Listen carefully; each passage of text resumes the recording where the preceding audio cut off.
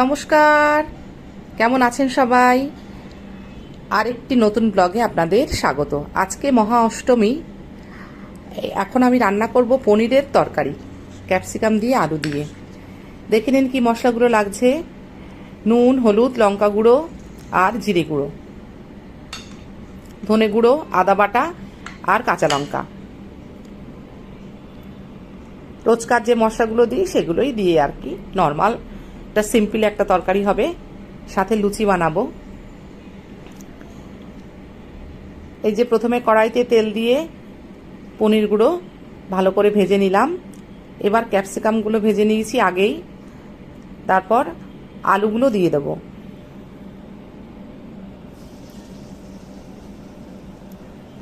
আলুগুলো একটু ভালো করে ভাজা ভাজা হবে, তারপর নামাবো।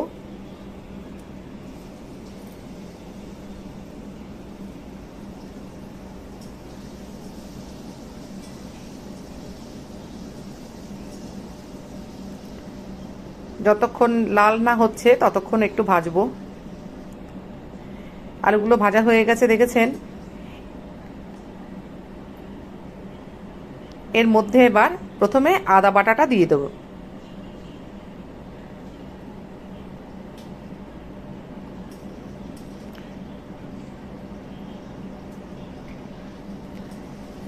গ্যাসের ফ্লেমটা একটু বাড়িয়ে নাড়াচাড়া করে নিলাম।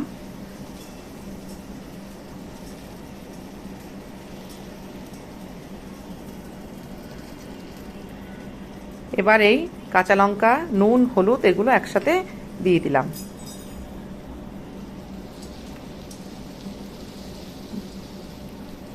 আবার একটু নাড়াচাড়া করে নিলাম। এই যে গরম জলটা দেব।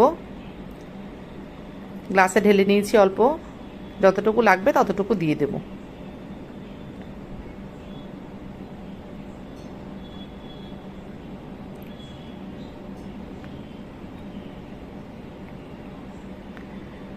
আলুটা প্রায় সিদ্ধ হয়ে এসছে।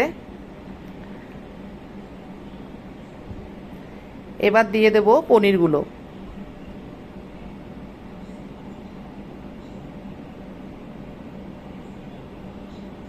ভাজা পনিরগুলো দিয়ে দিলাম।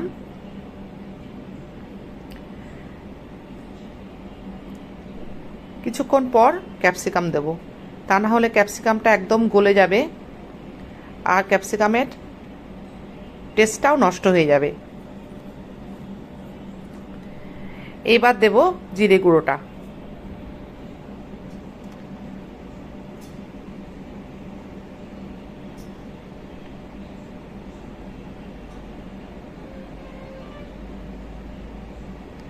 দেখুন সবটাই সিদ্ধ হয়ে এসছে।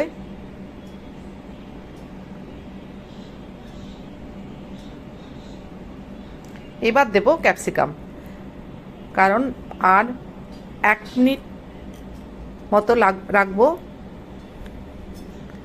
তারপরেই নামিয়ে নেব।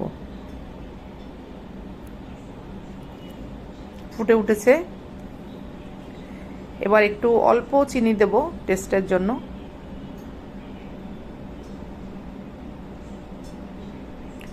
ক্যাপসিকামের কালার কিন্তু নষ্ট হবে না, সবুজই থাকবে।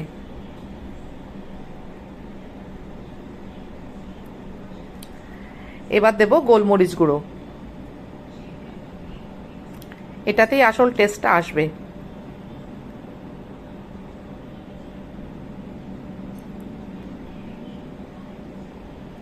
এবার দেব একটু গরম মশলা গুঁড়ো।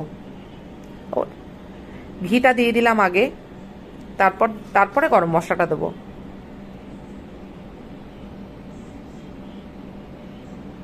এই যে গরম মশলা গুঁড়ো, এটা আমার ঘরেতেই বানানো, দিয়ে দিলাম।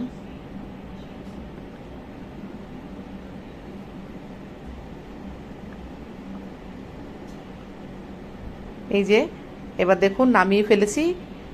কেমন হয়েছে, কেমন লাগলো সবার জানাবেন। ভালো লাগলে একটা লাইক, কমেন্ট, একটা শেয়ার করে দেবেন। Thank you.